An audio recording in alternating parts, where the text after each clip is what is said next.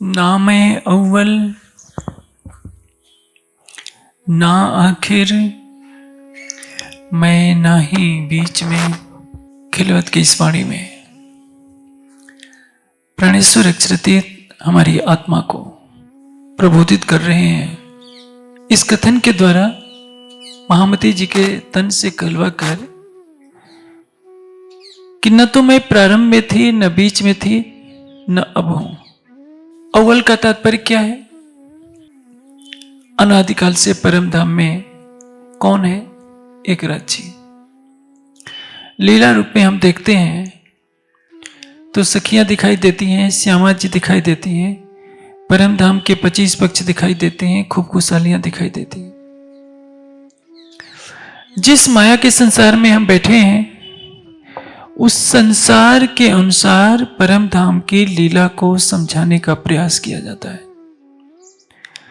क्योंकि यदि यहां के भावों से न समझाया जाए तो किसी को परम धाम की बात समझ में ही नहीं आ पाएगी। एक स्वलीला अद्वैत के रहस्य को समझाना है। इस संसार में एक राजा होता है, उसकी महारानी होती है। राजा अंतःपुर में महारानी के साथ जब रहता है तो वहां कोई सैनिक नहीं रहेगा, प्रधानमंत्री नहीं रहेगा, कोई नहीं रहेगा। राजा के कई सेवक होते हैं, महारानी की कई सेविकाएं होती हैं, अच्छे महल होते हैं। ये माया के संसार में होता है। लेकिन जब परम धाम की आप चर्चा नहीं पढ़ते हैं तो इसकी कुछ झलक मिलती है। तो मन में स्वाभाविक रूप से प्रश्न खड़ा होता है, क्या परम धाम में भी ये सब है? परम धाम में कोई कुछ नहीं है। ना अर्श जिमिय दूसरा, कोई और धरावी ना, ये लिख्या वेद कते में, कोई ना ही खुदा बिन का। परम धाम में कोई भी दूसरा नहीं है। किंतु वाणी का अवतरण होते समय स्वयं महामती जी के तन से कहा जा रहा है कि अर्श का वर्णन किया ले मसाला इत का। यहां का मसाला, यहां के दृष्टांतों से परम धाम को मैं समझाने का प्रयास कर रहा हूं। दृष्टांत भी क्या?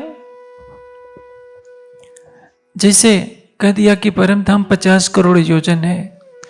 चूंकि भागवत में पृथ्वी का परिमाण 50 करोड़ योजन लिखा गया है तो कह दिया कि परम धाम भी ऐसा है। वास्तविकता है कि ऐसा नहीं है। परम धाम के एक कोष में ही ये सारी सृष्टि समा जाएगी। 14 लोकों के इस ब्रह्मांड जैसे असंख्यों 14 लोक परम धाम के एक कोष के अंदर समा जाएंगे। तो परम धाम का तो कोई विस्तार ही नहीं हो सकता। इंतहाई नहीं अर्शभूम का, सब चीजों नहीं सीमार। वो परम धाम नहीं जिसकी कोई सीमा हो जाए। आप परिक्रमा में पढ़ते हैं एक एक मोमिन के अलेखे सेवक। सेवक शब्द क्यों है? सेवक शब्द तो पुल्लिंग होता है। जब परम धाम में हम कहते हैं कि केवल पिया पिया तू ही है, तो पुरुष भाव कहां से आ गया? यह तो वर्णन नहीं किया गया कि शेरनियां है, शेर भी है, हाथी भी है, बाघ भी है, बाघिन भी है, सब कुछ है। क्योंकि इस दुनिया में ऐसा होता है। लेकिन सबके अंदर भावना क्या है? केवल तू की भावना है। स्त्री पुरुष के शरीर से परे की स्थिति है। हम माया के संसार में हैं, माया के तनों को देखते हैं तो हमें क्या लगता है कि वह स्त्री है, वह पुरुष है। इस बात को जो डॉक्टर होते हैं, आज का आधुनिक विज्ञान अच्छी तरह से जानता है और हिंदू धर्म ग्रंथों में भी इसकी अच्छी तरह से व्याख्या की गई है। हर स्त्री के अंदर पुरुष बैठा होता है, हर उस पुरुष के अंदर स्त्री विद्यमान होती है। जब माता पिता संतान उत्पत्ति करते हैं तो जिसमें जो तत्व कम या अधिक होता है उसी के अनुसार उसकी शरीर रचना होती है। इसको मेडिकल साइंस की भाषा में XX YY या जो भी कहते हैं, XY के प्रयोग से, संकेत से समझा जाता है। आप सोचिए, जीव तो वही है। कभी स्त्री की आकृति धारण कर लिया, कभी पुरुष की आकृति धारण कर लिया। परम धाम को समझने के लिए आकृति से परे होना पड़ेगा। आपको दिल को समझना पड़ेगा। एक ही राज्य का दिल सभी रूपों में क्रीड़ा कर रहा है, तब तो वहदत होगी। यदि माया के संसार की तरह भेदभाव की लकीरें खींच जाएंगी तो वहदत का सिद्धांत क्या होगा?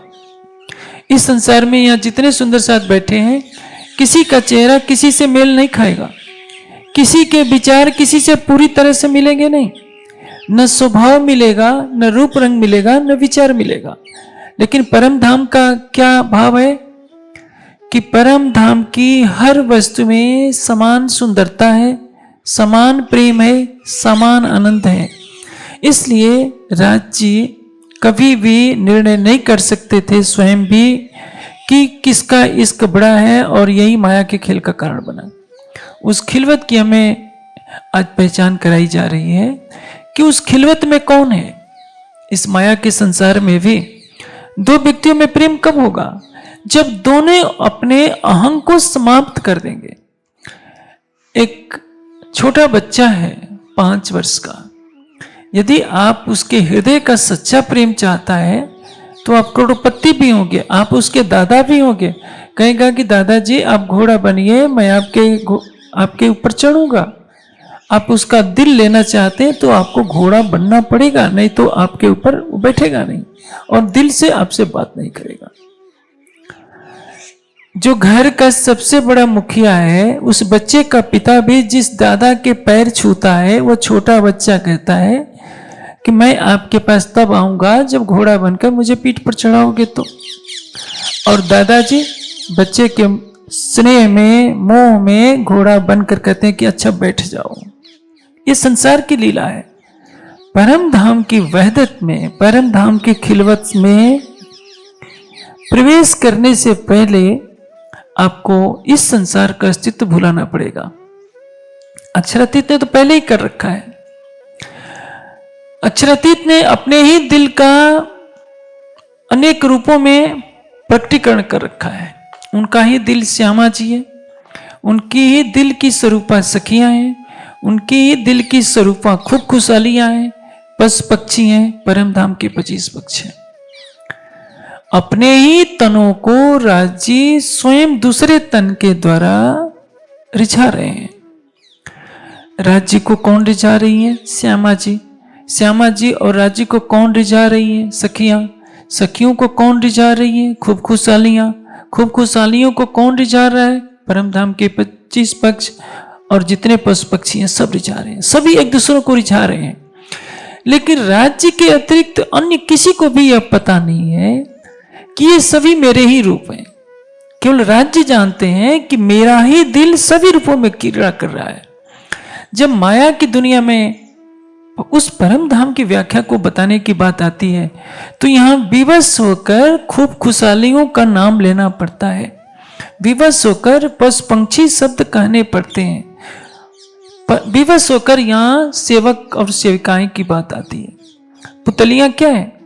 पुतलियां तो सेवा करती हैं, क्योंकि आप सेवा के संसार में आ पाए हैं। यहाँ एक साहेब है और एक उसका सेवक है। स्वामी और सेवक की दुनिया है। परम धाम में न कोई स्वामी है, न कोई उसका सेवक है, न कोई सेविका है।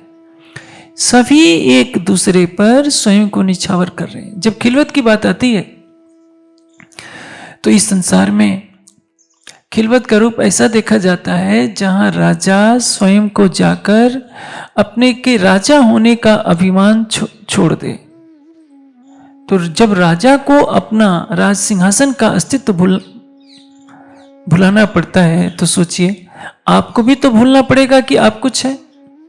मैंने कई बार चर्चा में इस दृष्टांत को दिया है कि अकबर को जब अपने रंग महल में गए, अंतपुर में, जिसको खिलवत कहते हैं, तो अकबर की बेगम ने कह दिया हंसते हुए, आइए मूर्खराज। अब एक अकबर बादशाह पूरे देश का, उसकी पत्नी उसको मूर्खराज कहे। मूर्खराज का अर्थ क्या होता है? मूर्खों का राजा। और वो भी हंसते हुए। अकबर का चेहरा लाल बबूका हो गया कि अब तो मैं कठोर से कठोर दंड दूंगा, लेकिन दे भी तो कैसे दे। बीरबल ने कहा कि महाराज आप कुछ नहीं कर सकते। यदि आप अपनी बेगम को फांसी देंगे तो दुनिया आपकी और हंसी उड़ाएगी। यदि आप संसार में हंसी खुशी रहना चाहते हैं तो यदि प्रतिदिन भी वो आपको मूर्खराज कहे तो आपको सहन करना पड़ेगा। वो कोई सामान्य व्यक्ति नहीं है जिसको जो चाहे आप फांसी कर दें, क्योंकि आपकी वो बेगम है, आपकी अर्धांगिनी है, उसको अधिकार है। जब आप सिंहासन पर बैठे थे तब तो उसने मूर्खराज नहीं कहा, खिलवत में उसका अधिकार है और वो कह सकती है। मन में सोचकर अकबर को सिर नीचा करके सुनना पड़ा। कहने का आशय क्या है? जिस खिलवत में जाने पर अकबर को भूलना पड़ता है कि मैं पूरे देश का बादशाह हूं, मूर्खराज कहलाता है, सिर नीचा करके सुनता है, तो आप समझिए यदि अकबर बादशाह अपना अहंग छोड़ सकता है तो उस प्रेम की भूमिका में अक्षरातीत जो कहते हैं कि आशिक मेरा नाम, रुल्ला आशिक मेरा नाम, मैं आशिक हूं। आशिक किसको कहते हैं? जिसके रोम रोम में मासूक बसता है वह आशिक है। और अक्षरातीत ने अपना ही दिल 25 पक्षों के रूप में प्रकट किया है, श्यामा जी के रूप में प्रकट किया है, सखियों के रूप में प्रकट किया है।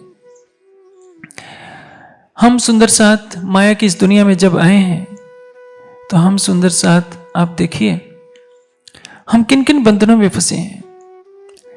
यदि हमारे पास अरबों रुपए हो जाए तो हम अपने को सबसे श्रेष्ठ मानेंगे कि हम तो अरबोपति हैं, दूसरे सुंदर साथ तो बहुत कमजोर हैं। हम किसी बड़े सरकारी पद पर होते हैं तो भी किसी झोपड़ी में रहने वाले सुंदर साथ को छोटी भावना से देखते हैं, जबकि ये भूल जाते हैं कि झोपड़ी में रहने वाले के अंदर यदि परम धाम की आत्मा होगी तो परम धाम में जागृत होने के बाद हम कैसे जवाब देंगे कि माया की उपलब्धियों को पाकर हम माया में कितना अभिमान करने लगे थे। यदि हमारा रूप रंग सुंदर है तो किसी काले कलूटी को हम अपने पास बैठाते नहीं, उससे घृणा होती है। यह संसार की विचित्रता है। हमने संसार की मैं को लेकर जो एक माया का आवरण डाल रखा है, यही माया हमारे और धनी के बीच में सबसे बड़ी बाधा है। यदि खिलवत का आनंद लेना है तो ये जो पूरा प्रकरण है, ये मैं क्यों ये मरत नहीं और कहावत है मुर्दा, अड़े नूर जमाल के यही है पर्दा। ये मैं मरत नहीं और कहावत है मुर्दा। ये शरीर क्या है? कुछ नहीं है, हड्डी और मांस का एक लोथड़ा है। 5 महीने काया पटरी तेमाही जीव समारो। मैं करत मरत नहीं और कहावत है मुर्दा। ये शरीर की ही तो मैं है सारी। मैं ऊंचे कुल खानदान का हूं, तुम छोटी जाति के हो। मैं अमीर हूं, तुम कंगाल हो। मैं IAS अधिकारी हूं, तुम चपरासी हो। ये सबकी मैं क्या है? एक माया का बंधन है। यदि आप अपने स्वरूप में स्थित होकर के देखें तो आपको क्या लगेगा कि जो कुछ नहीं था उसको तो हमने पाल रखा है। यह शरीर भी एक दिन नष्ट हो जाएगा, संसार भी नष्ट हो जाएगा। आप कितने बड़े पद पर बैठे हैं वो भी नष्ट हो जाएगा। आपने 10 करोड़ की कोठी बना रखी है वो भी नष्ट हो जाएगा। जिस संसार में आए हैं वो भी नष्ट हो जाएगा। सब कुछ तो पानी के बुलबुले के समान है। शून्य थे जैसे जल बतासा सो शून्य माज समाई। लेकिन उसी को लेकर तो मनुष्य सब कुछ इतराता रहता है। जो नहीं है उसके पीछे अहंकार करता है। जिस अक्षरातीत का वह दिल है वो भूल गया है कि मैं किसका दिल हूं। राजी यही बताना चाह रहे हैं। हम सुंदर साथ के लिए परीक्षा की घड़ी है कि हम तारतम वाणी का प्रकाश लेकर अपने मैं खुदी के बंधन को कितना छोड़ते हैं। हर कोई चाहता है कि मेरे अंदर मैं ना आए, लेकिन आती है, स्वाभाविक है। आपके पास शरीर का सौंदर्य होगा तो देखने में तो दिखेगा, आपके मन में भाव आएगा कि मैं सुंदर हूं। आपके पास धन होगा तो उसका भी भाव आएगा कि मैं धनवान हूं। आप ऊंचे कुल खानदान में पैदा हुए हैं तो उसको आपको बताया जाएगा कि तुम इस कुल के हो, तो ये भाव बना रहेगा।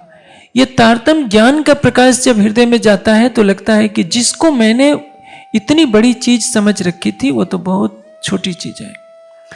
इसीलिए महामती जी की आत्मा कह रही है,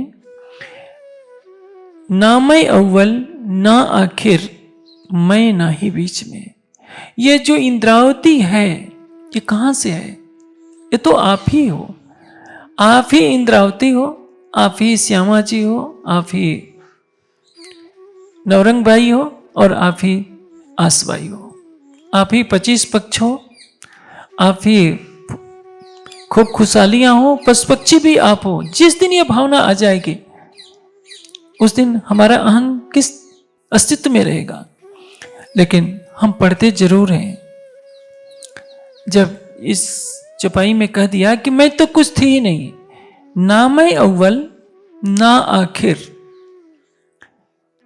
मैं ना ही बीच में, न मैं परम धाम में थी, न ब्रजराज में हूं, न इस जागने के ब्रह्मांड में, मैं कुछ नहीं हूं। बन्या बनाया आप ही, सो सब तुम्ही से।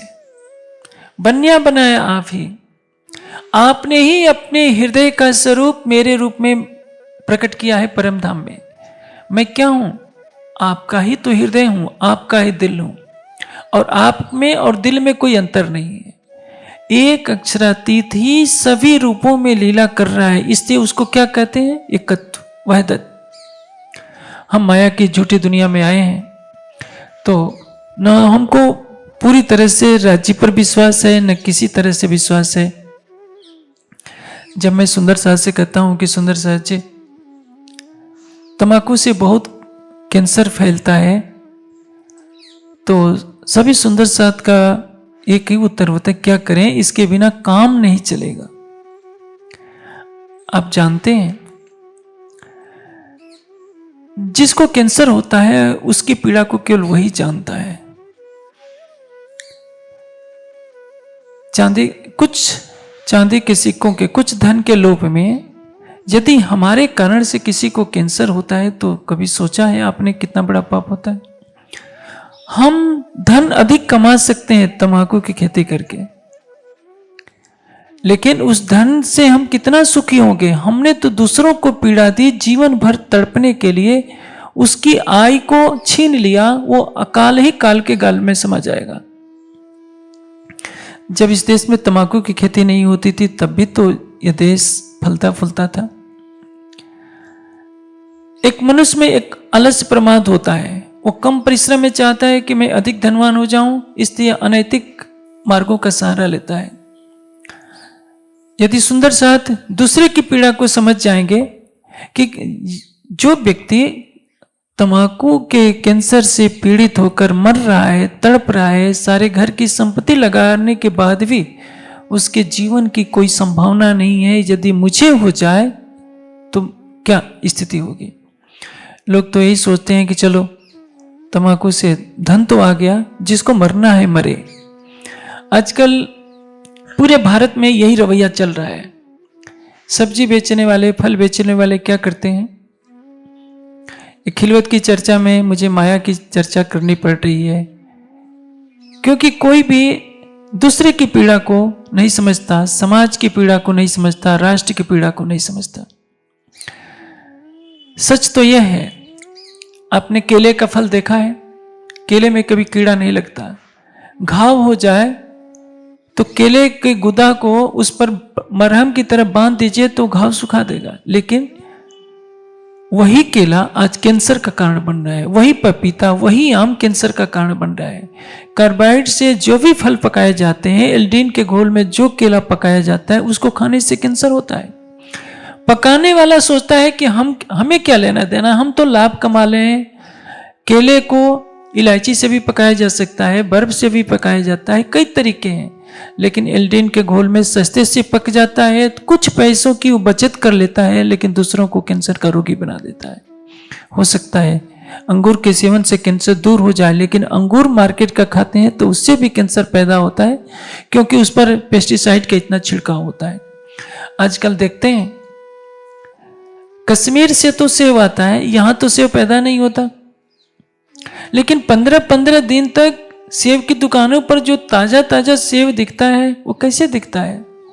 वो एक दवा है। जैसे किसी डेड बॉडी को हॉस्पिटल में लंबे समय तक रखना होता है, तो जिस दवा का इस्तेमाल किया जाता है, मैं उसका नाम भूल गया हूं, वह दवा घोल के रूप में उन साग सब्जियों पर, फल पर डाली जाती है, और सेब 15 दिन तक बिल्कुल तरोताजा रहेगा। उसको बर्फ में रखने की आवश्यकता नहीं है। फल बेचने वाला तो थोड़े से पैसे कमा लेता है, वो प्रतिबंधित दवा है, केवल डॉक्टरों के प्रयोग के लिए है। लेकिन जो दवा 400 रुपये मिलती है वो 1500 रुपये देकर खरीद लेता है। बेचने वाला सोचता है कि हमको तो 1100 रुपये का प्रॉफिट हो गया, और जो फल और सब्जियों को लंबे समय तक सुरक्षित रखकर बेचता है वो कुछ ज्यादा पैसा कमा लेता है। लेकिन उसको खाने का परिणाम क्या होता है? या तो आपकी किडनी खराब होगी या कैंसर होगा। जो आप मार्केट से सब्जी खरीद रहे हैं उसमें अधिकतर में जो रंगी हुई सब्जियां दिख रही हैं, तरोताजी, ये सुंदर सुंदर सेब का फल दिख रहा है। यदि सेब प्रतिदिन एक आप शुद्ध खाएं तो क्या होगा? कोई रोग नहीं होगा। डॉक्टर, पहले अंग्रेजी में कहावत कही जाती थी कि यदि आप प्रतिदिन एक सेब खाते हैं तो डॉक्टर के पास जाना नहीं पड़ेगा। लेकिन आज उसी सेब को खाएंगे तो डॉक्टर के पास जाना पड़ेगा, और वो भी कैंसर का रोगी बनकर के जाना पड़ेगा। मेरे कहने का इससे क्या है? ये सब्जी बेचने वाले, फल बेचने वाले थोड़े से लोभ में दूसरों को किडनी का, कैंसर का रोगी बना रहे हैं। उनकी पीड़ा का पता नहीं कि जो जब गुर्दे खराब हो जाते हैं तो सिग्नल बच जाता है कि अब दुनिया में आप 2-3 साल के ही मेहमान हैं। सुंदर साथ को से मैं निवेदन करूंगा, ठीक है, यदि आप तंबाकू की खेती छोड़ते हैं तो आपको पैसों का अकाल पड़ेगा, लेकिन आप राज्य पर विश्वास कीजिए, कोई दूसरा रास्ता निकल सकता है और चीजों से भी पैसा कमाए जा सकते हैं। लेकिन आपके तंबाकू के पैसे से आपको लाभ मिलता है। किसी सुंदर साथ को रोग हो गया और वो कैंसर के कारण तड़प तड़प कर मरा, क्योंकि तंबाकू यहां ही तो नहीं खाया जाता है, पूरे देश में खाया जाता है। और मैं जानता हूं कि मेरे कहने से कोई खेती बंद करने वाला नहीं है, लेकिन यदि हम हमारे इस गुनाह का प्रायश्चित करना पड़े तो हम कैसे प्रायश्चित कर सकते हैं? क्योंकि हमारे लोभ के कारण कोई व्यक्ति रोगी होता है। लेकिन हर कोई सोचता है कि मैं कर रहा हूं, इसलिए वाणी क्या कहती है कि मेरी मेरी करत दुनी चाहते हैं, बोझ ब्रह्मांड सिर लेवे, पाव पलक का नहीं भरोसा तो भी सिर सर्जन को न देवे। मैं ही घर चला रहा हूं, मैं ही समाज चला रहा हूं, मेरे बिना कुछ नहीं होगा, ये सोच भ्रांति है। शिष्ट को चलाने वाला कौन है? एक अक्षरातीत। आप अक्षरातीत पर विश्वास रखिए, मन, वाणी और कर्म से कभी किसी तरह का अहंग न पालिए, क्योंकि यही अहंग हमारे और धनी के बीच में सबसे बड़ा पर्दा है। आड़े नूर जमाल के यही है पर्दा। तभी महामती जी की आत्मा कह रही है कि राजी, मैं तो पहले भी नहीं थी, अभी भी इंद्रावती नहीं है और भविष्य में भी नहीं रहेगी। यह कौन बोलेगा? जो प्रेम में समर्पित हो गया। और हमें तारतम्यवाणी का प्रकाश पाकर राज्य के प्रेम में समर्पित होना है। आप देखेंगे कि छत्रसाल जी, कुश्री जी के स्वरूप पर पहचान होती है तो क्या कहते हैं? यही टीका, यही पावड़ो, यही निछावर आए, श्री प्राणनाथ के चरण पर छत्ता बलि बलि जाए। छत्ता तब तक है जब तक प्राणनाथ है, और प्राणनाथ अनादिकाल से हैं, अनंत काल तक रहेंगे। जब आपको यह विश्वास हो जाएगा कि मैं परम धाम की आत्मा हूं, तो सारे संसार के कष्टों से लड़ने की शक्ति आपको हो जाएगी। आप निराश क्यों होते हैं? क्योंकि आप मिट्टी के तन को देखते हैं। जिस मैं को लेकर आप खुश होते हैं कि मेरे जैसा कोई नहीं, मेरे जैसा कोई बुद्धिमान नहीं, मेरे जैसा धनवान नहीं, मेरे जैसा कोई सुंदर नहीं, वही मैं की भावना आपको कमजोर कर देती है। मोमिन बल धनी का दुनी तरफ से नाय, तो कहे धनी बराबर जो मूल स्वरूप है माय, जो मूल स्वरूप है धाम के माय। आपका मूल स्वरूप क्या है? परात्म।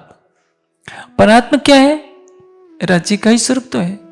आप इस संसार की मैं को हटा देंगे तो क्या बन जाएंगे? आत्मा। और आत्मा किसकी नजर है? परात्म की। परात्म क्या है? राज्य का स्वरूप है। इसलिए आप में कितनी शक्ति है? जो राज्य में है, लेकिन शरीर की भावना से नहीं।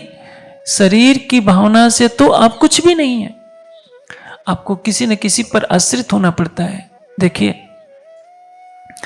इस संसार में श्यामा जी की आत्मा आती है तो श्यामा जी को भी 40 वर्ष की अवस्था तक कहां कहां भटकना पड़ता है।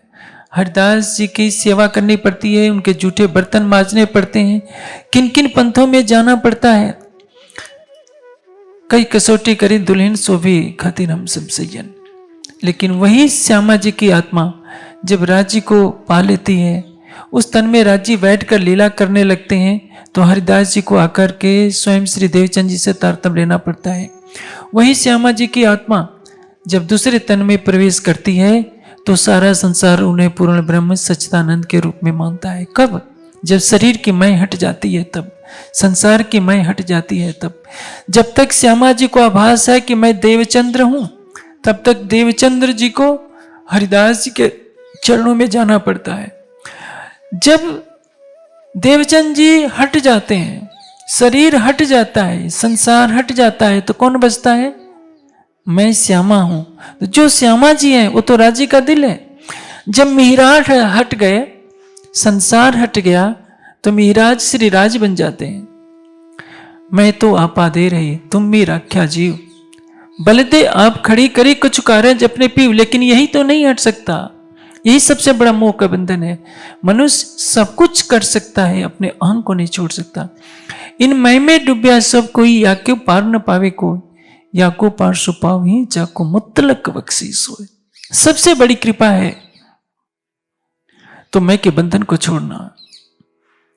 अपने चर्चा में कई बार सुना है, यही मैं खुद ही टले तो बाकी रहे या खुदा। लेकिन मैं को छोड़ने का प्रयास हर कोई करता है। शिष्ट के प्रारंभ से ही सबने चाहा है कि मेरे अंदर अहंकार न हो। कोई बहुत विनम्र भी बन जाएगा, सेवाभावी भी बन जाएगा, तो भी उसके अंदर यह भाव रहता है कि मैं तो सेवा करता हूं, मेरे अंदर कोई अहंकार नहीं है। अहंकार को छोड़ने का भी अहंकार पीछा करता रहता है। यह सबसे बड़ा रोग है। आप कोई आपको हंसी में कह दे आपको तो अहंकार है, तो आप तुरंत जवाब देंगे, अरे मैंने तो अहंकार को फेंक दिया है। आपको पता है, मैं स्वयं को सबकी चरण धूली मानता हूं। मैं आपकी चरण धूली हूं, और आप नाटक करने के लिए पैर पकड़ लेंगे। आपके अंदर तो अहंकार इस बात का है कि मैंने अहंकार को जीत लिया है, इसको भी छोड़ना होगा, तब आप अहंकार के सच्चे विजेता बनेंगे। क्योंकि आप हार और जीत से परे हैं, आप छोड़ने या ग्रहण करने से परे हैं। आप कौन हैं? आप परात्म स्वरूपा हैं। परात्म जहां है वहां इस संसार की कोई मैं नहीं जाती। न पाप जाता है, न पुण्य जाता है, न धर्म जाता है, न अधर्म जाता है, न अच्छा जाता है, न बुरा जाता है। अच्छा बुरा, पाप पुण्य, धर्म अधर्म, नियम निषेध, सब कुछ इस संसार में होते हैं। जो त्रिगुणातीत मार्ग है उसमें इन प्रपंचों का कोई अस्तित्व नहीं होता। और इसलिए जहां विशुद्ध अक्षरातीत का हृदय कीड़ा कर रहा है, जहां विशुद्ध प्रेम है, विशुद्ध आनंद है, उसमें किसी के अस्तित्व का होने का प्रश्न ही नहीं होता। जब आप उस स्वरूप में डूब जाएंगे जिसमें केवल तू और मैं बोलेगा कि तू, और जो तू बोलेगा मैं, दोनों एक स्वरूप हो जाते हैं। और इसी बात को वेद ने दोहराया है, जो तू है वो मैं हो जाऊं, जो मैं हूं वो तू हो जा। ये मारिफत की अवस्था है और जीवन का सर्वोपरि लक्ष्य। उस समय कोई मेहर सागर का पाठ करके मेहर नहीं मांगेगा, क्योंकि आप भी क्या बन गए? दिल मोमिन मेहर सागर। आपका दिल ही मेहर का सागर है, आपका दिल ही इश्क का सागर है, आपका दिल ही खिलवत है, आपका दिल ही वहदत है। और जब तक ये अवस्था नहीं होती तब तक आप संसार के प्राणियों की तरह आप रोते रहेंगे कि क्या करें, तम्बाकू छोड़ देंगे तो घर का खर्च कौन चलाएगा। ये चिंता तो एक बार देवचंद जी को भी हो गई थी कि मैं तो चर्चा सुनाता रहता हूं, अब बिहारी जी बड़े हो गए हैं और यमुना भी बड़ी हो रही है, इसका खर्च कौन संभालेगा। राज जी श्री कृष्ण जी के रूप में प्रकट होते हैं, कहते हैं कि संदेशा भिजवा देते हैं कि सतगुरु महाराज से कह दो कि जो काम उनको मैंने सौंप रखा है केवल वह करते जाएं, ये मेरा काम है देखना कि बिहारी जी और यमुना बाई का क्या होगा। आप सोचिए आदि नारायण कितना दयालु है कि बच्चे के जन्म लेने से पहले स्तन में दूध भेज देता है। कितना दयालु है, सारी सृष्टि को खिलाता है, दिन रात लगा रहता है। कौन?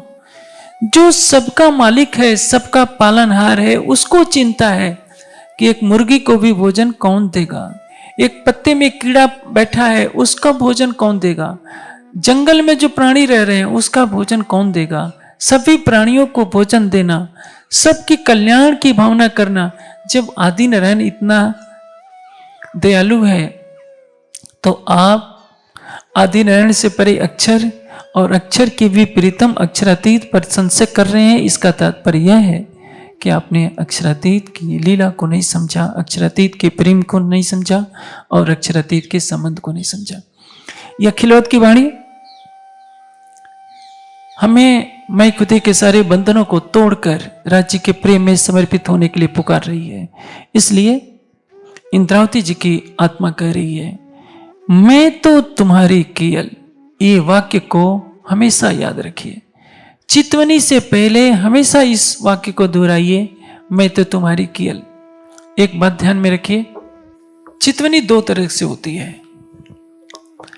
एक ज्ञानमयी चितवनी और एक प्रेममयी चितवनी। ज्ञानमयी चितवनी का अर्थ क्या है? आप 5 बार तारतम का पाठ करेंगे, 6 चौपाइयां 30 चौपाइयां आपको पढ़नी पड़ेगी। जल्दी जल्दी पाठ करते जा रहे हैं, आपने रट रखा है श्रृंगार की सैकड़ों चौपाइयां, चरचनी से पूरा एक एक थम में कितने पहल आए हैं, उनका रंग क्या है, मेहराबें कितनी है, दरवाजों की लंबाई चौड़ाई कितनी है, और जो जो छोटी सी छोटी बारीक बातें हैं सबको रट्टा लगा रखा है, उसी को दोहराते जा रहे हैं। आपका मस्तिष्क सक्रिय है, बुद्धि क्रियाशील है, संकल्प विकल्प हो रहे हैं, थोड़ी देर बैठते हैं और उसके बाद उठ जाते हैं, द्वंद्व चलता रहता है। यह है ज्ञानमयी चितवनी। दूसरी चितवनी होती है प्रेममयी चितवनी। प्रेममयी चितवनी में कोई नियम नहीं है कि 5 बार तारतम का पाठ होगा, 2 बार हो जाए तो भी चलेगा, 1 बार हो जाए तो भी चलेगा, केवल राजसमा भी हो जाए तो भी चलेगा। अक्षरातीत शब्दों के बंधन में नहीं है कि 6 चौपाई कहेंगे तो खुश होंगे, नहीं तो नाराज हो जाएंगे। अक्षरातीत को केवल प्रेम से बांधा जा सकता है। जब चढ़े प्रेम के रस हुए धाम धनी बस। केवल प्रेम ही ऐसा बंधन है जिसके बंधन में अक्षरातीत हमेशा रहते आए हैं और रहेंगे, क्योंकि वो प्रेम के स्वरूप हैं। तभी तो जो अक्षर का भी प्रियतम है, जिसके सतअंग से सारी सृष्टि की रचना होती है, वो एक कटोरी मक्खन के लिए गोपियों के कहने पर नाचता है। उसको क्या जरूरत है, उसको क्या आवश्यकता है गोपियों के घर जाकर मक्खन की चोरी करने की, यशोदा माता की डांट खाने की, रस्सियों से बंधने की, लेकिन वो सब कर रहा है प्रेम के बस में होकर के। इसलिए वह किसी मंत्र से नहीं बंधा है, किसी पूजा पाठ से नहीं बंधा है, किसी परिक्रमा आरती से नहीं बंधा है, वो केवल प्रेम से बंधा है। और जब चितवनी में आप बैठिए तो भूल जाइए कि मैं विद्वान हूं, मैं योगी हूं, मैं महात्मा हूं, मैं सन्यासी हूं। आप केवल यह याद रखिए, मैं तो तुम्हारी कियल, मैं कुछ नहीं हूं, मैं केवल आपकी हूं, और मेरा मैं भी आपके हृदय में विलीन होता है, मेरा कोई अस्तित्व नहीं है। आप प्राणेश्वर अक्षरातीत को इस तरह से पुकारिए कि आपकी जीवा न हिले, होठ न हिले, आपकी मन बुद्धि में कोई प्रक्रिया न हो, आप शरीर से परे हो जाइए। आप छोटे बच्चों को देखिए, जब वे कार्टून की पिक्चर देखते हैं तो हिलते डुलते तक नहीं है, उनको लगता है कि यही प्राण है। आजकल छोटे से छोटे बच्चों को एंड्रॉइड फोन चलाने का बहुत नशा सा होता है, उनको दे दीजिए तो लगता है कि उनको करोड़ों रुपए की गड्डी मिल गई है। क्यों? उसमें आकर्षण होता है, उनकी नजर इधर उधर नहीं जाती, केवल चित्रों में जाती है। आप सोचिए, मोबाइल में जो चित्र होते हैं थोड़ी थोड़ी देर के लिए आते रहते हैं, उसमें कैसे मन अटक जाता है। आपका प्राणेश्वर कितना सुंदर है आप सोच नहीं सकते। जितने सौंदर्य की कल्पना कर सकते हैं आप, फूलों की कोमलता से भी अनंत गुना कोमलता उसमें है, चंद्रमा की शीतलता से अधिक शीतलता उसमें है, लाल कमल की जो सुंदरता है उससे अनंत गुना सुंदर राज्य का मुखारविंद है। इस सौंदर्य को देखते समय आपके मुख से तो जप भी कैसे हो पाएगा। मुझे तो नहीं लगता कि आप उस समय राज हमारा समा भी कह पाएंगे।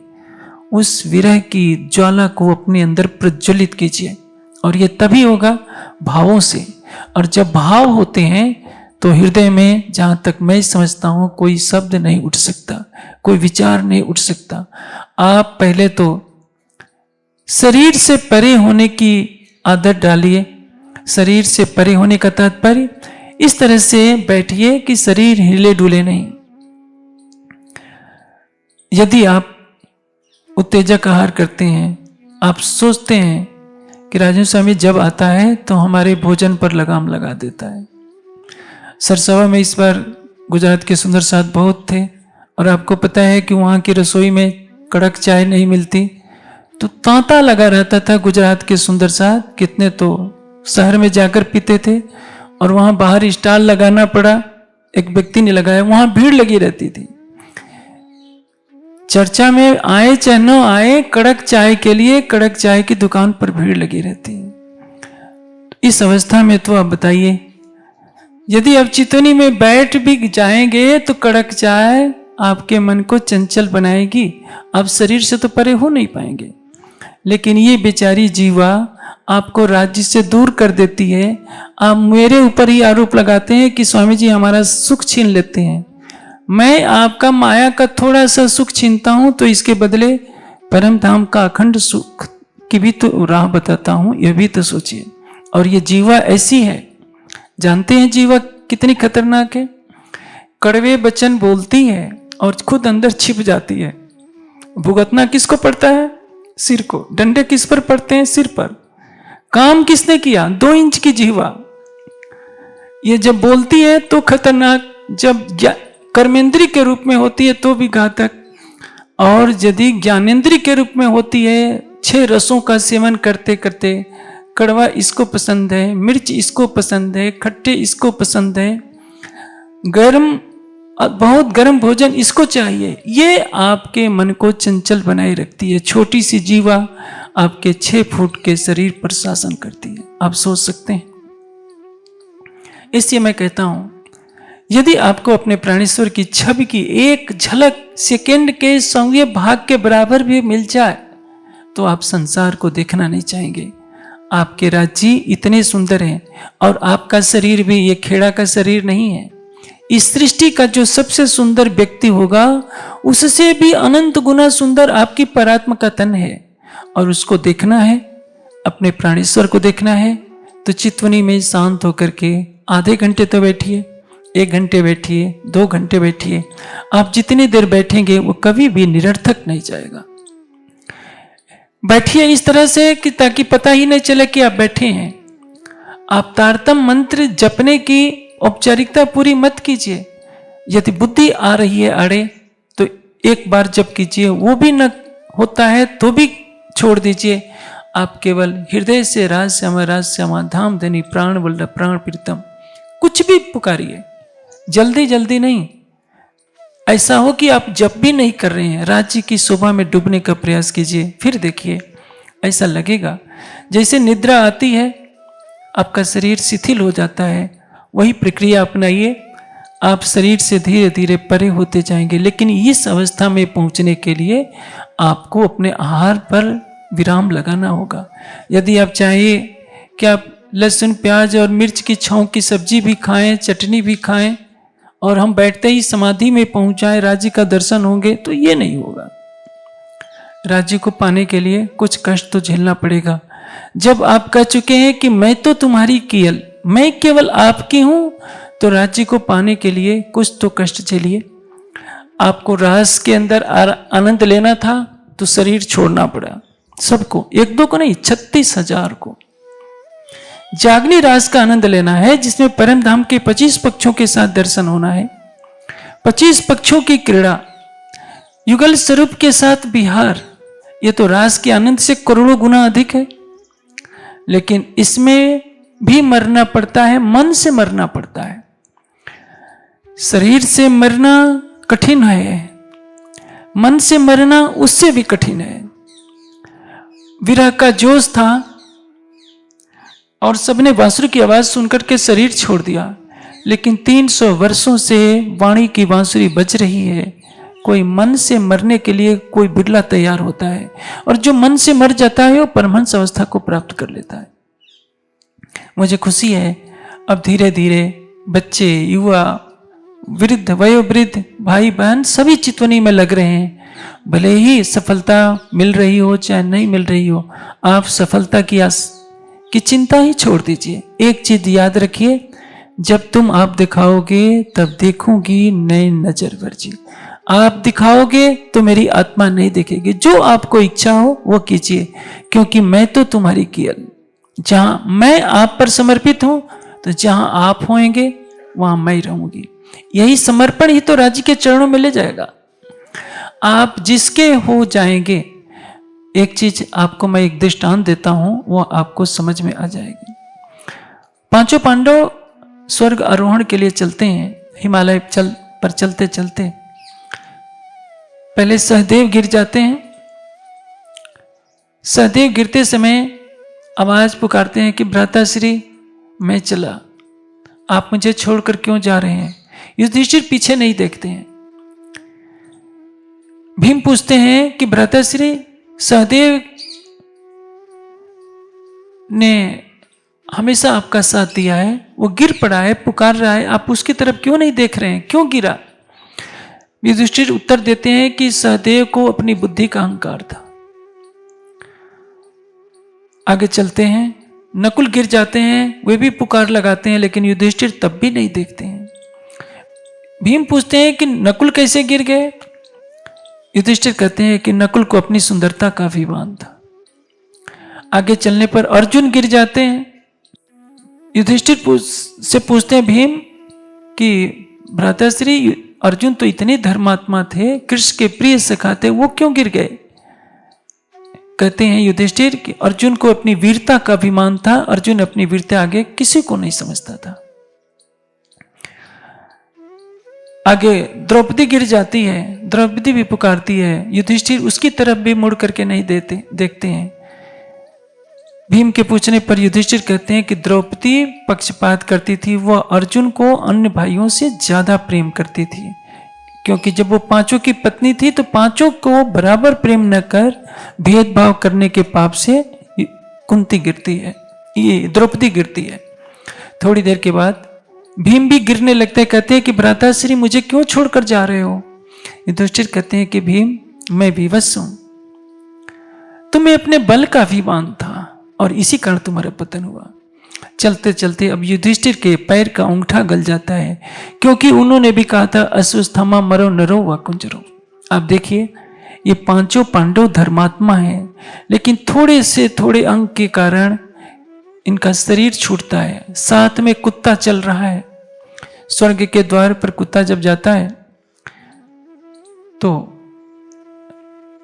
द्वारपाल कहता है वहां कि आप इस कुत्ते के साथ नहीं जा सकते, क्योंकि ये स्वर्ग का द्वार है।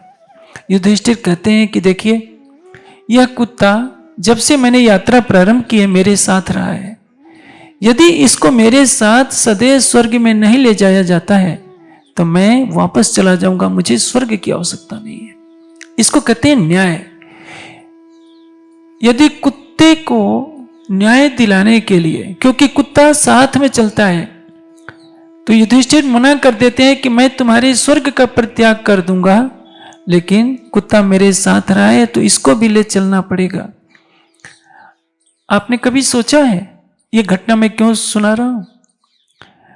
उस समय कुत्ते के रूप में धर्मराज थे, प्रकट हो जाते हैं और कहते हैं कि युधिष्ठिर मैं तो तुम्हारे सत्य और न्याय की परीक्षा ले रहा था। युधिष्ठिर बैकुंठ के एक जीव हैं, कालमाया के जीव हैं। वे अपने कुत्ते को नहीं छोड़ सकते, उस कुत्ते को नहीं छोड़ सकते जो बिना परिचय के उनके साथ लग गया था। आप यदि राज्य के प्रति समर्पित हो जाएंगे तो क्या राज्य आपको छोड़ेंगे, कभी किसी ने सोचा है। सबसे बड़ा मंत्र है मैं तो तुम्हारी केवल, मैं केवल आपकी हूं, मैं संसार की नहीं हूं। जिस दिन ये समर्पण की भावना आपके अंदर भर जाएगी, आप अपना दिल राज्य को दे देंगे। राज्य चाहे कोरी से कोरी जीव सृष्टि भी क्यों ना हो, राज्य उसको भी नहीं छोड़ेंगे। ब्रह्म सृष्टि को तो कभी सपने में भी नहीं छोड़ेंगे। कोरे से कोरे उस जीव को भी राज्य नहीं छोड़ेंगे जो राज्य पर समर्पित होकर उनसे प्रेम करेगा। अतीत में जो कुछ हुआ उसको अब भुला दीजिए, एक नया जीवन शुरू कीजिए जिसमें वाणी के चिंतन की प्रधानता हो, चितवनी की प्रधानता हो, राज्य पर अटूट समर्पण हो, अटूट विश्वास हो, ब्रह्मवाणी की ज्योति को सारे संसार में फैलाने का दृढ़ संकल्प हो। आपकी आत्मा पाप और पुण्य की परिधि से परे है। आप जो भी देखिए परात्म की नजर से देखिए। हाँ, जीव भाव से ये प्रयास अवश्य कीजिए कि मेरे मन में कभी कोई पाप पैदा न हो, मेरी बुद्धि में, मेरे चित्त में। देख देख पढ़ो मेरे मन को, मेरे चित्त को, मेरी बुद्ध को, याद न किया धनी धाम, जहर जिमी से लग रही भूले अटो जाओ। हमारा मन चित्त बुद्धि किसके लिए हो? केवल राज्य के लिए हो। इसी को कहते हैं मैं तो तुम्हारी कियल अव्वल भी चौलहाल। इस समय मैं केवल आपकी हूं, पहले भी आपकी थी और भविष्य में भी केवल आपकी रहूंगी। यह संकल्प हमारी आत्मा को परम धाम के एकात्म भाव से जोड़ेगा। जब आप चित्त में बैठे तो इन्हीं शुभ संकल्पों के साथ अपना सर्वस्व राज्य के ऊपर सौंप दीजिए। और एक चीज को याद रखिए जो इस चौपाई के अगले चरणों में कहा गया है, तुम बिना जो कछु देखत सो सब में आग की झाल। आपके अतिरिक्त जो कुछ है वो आग की लपटों के समान कष्टकारी है। यदि मेरे अंदर भावना आती है, जैसे सब सुंदर साथ के मन में एक प्रश्न आता होगा कि बीतक की रचना किसने की? देखिए, नवरंग स्वामी ने नवरंग वाणी में कई ग्रंथों की रचना की है। 18,000 से ज्यादा चौपाइयां होंगी उसमें संभवतः। लालदास जी ने बीतक की रचना की 4,400 कुछ चौपाइयां हैं। बड़ी वृत्त की रचना की है, 72 माज्यों की रचना की है। लालदास जी के तन से भी 12,000 से ज्यादा चौपाइयों की रचना हुई है, लेकिन सब में महामती की छाप है। नवरंग वाणी में नवरंग की छाप है। लालदास जी ने कहीं नहीं लिखा कि आसवाई है, कहीं कहीं उन्होंने संकेत कह दिया है। अब लाल आगे की कहूं जो झगड़े की बुनियाद, एक जगह कहते हैं कि तहां मैं था, संकेत दे दिया, क्योंकि लालदास जी की आत्मा ने समर्पण की पराकाष्ठा को पा लिया, अपना सब कुछ समर्पित कर दिया। लिख रहे हैं लालदास जी, तन काम कर रहा है लालदास जी का, उनका अहं श्री जी के प्रेम में विलीन हो चुका है। इसलिए कहा कि अब ये लालदास की कलम नहीं, ये महामती की कलम है। उनकी कृपा की छत्र छाया में लालदास तो अब समाप्त हो चुका। और वो, लेकिन नवरंग स्वामी में ये भूल थी, अपना नाम लगाते गए। अब पढ़ने से पता चल जाएगा। बीतक को पढ़िए और नवरंग स्वामी की वाणी को पढ़िए तो लगता है, लालदास जी की रचना को पढ़ने पर लगता है कि आप तारतम वाणी पढ़ रहे हैं। नवरंग वाणी को पढ़ने पर वो रस नहीं आ सकता। केवल यही अंतर है। एक नदी है, जब समुद्र में मिलती है तो उस नदी का नहीं कहलाती, समुद्र कहलाती है। गंगा जब सागर मिल जाती है तो उसको सागर कहा जाता है। आपकी आत्मा परात्म का श्रृंगार सजकर जब राज्य के प्रेम में डूबेगी तो क्या होगा? यही मैं खुद ही टले तो बाकी रहे खुदा। राज्य ने आपको अपना स्वरूप बनने का अधिकार दिया है, लेकिन यह तब होगा जब माया के बंधनों को आप तोड़ेंगे। आप शरीर नहीं है, आप इंद्रियां नहीं है, तो इंद्रियों के सुखों के पीछे क्यों भागते हैं? क्योंकि ये सुख आपको धनी से दूर कर रहे हैं। महामती जी की आत्मा कहती है, इन इंद्रियन की मैं क्या कहूं, ये तो अगुण ही की काया, इनसे क्यों देखूं मैं साहब, यही भाई आड़ी माया। हमारी ये इंद्रियां हमारे जीव को माया की तरफ ले जा रही है। सब सुंदर साथ को तारतम वाणी पुकार पुकार कर कह रही है कि जागने के इस ब्रह्मांड में तेरी गिनती बांधी श्वासों श्वास, एक श्वास की भी नहीं आस। अब समय खोने का समय नहीं है, आपका हर पल अनमोल है और इस अनमोल समय को वाणी चिंतन में लगाइए, चितवनी में लगाइए, सेवा में लगाइए और जितना हो सके ब्रह्मवाणी के प्रचार में स्वयं को झोंक दीजिए, तो आप इतने धन होंगे और उतने धन होंगे।